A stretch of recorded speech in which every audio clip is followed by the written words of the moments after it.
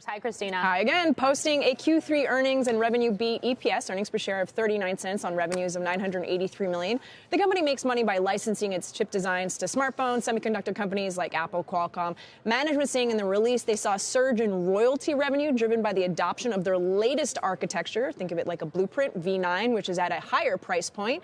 The company sees Q4 revenues and earnings also in line with estimates, and that in-line part might be the reason why you're seeing the stock trending in the red right now. All right, Christina Partsinevelos, thank you. Scott Kroner, I want to get over to you. You've got an overweight on semis. Want to get your thoughts on that, especially as we do game out the impact of it's not only tariffs, but it's also retaliatory tariffs and other retaliatory policy measures that could be taken in the midst of this trade landscape.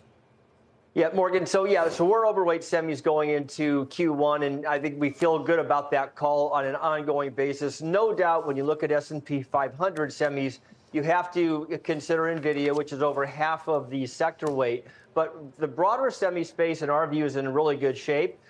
In terms of fundamentals, we think the ongoing earnings trajectory remains higher, and margin improvement also continues to be unfolding. Now, in terms of the tariff action, when we look at semis, we say, look, this is one sector where we've been navigating tariff concerns for several years.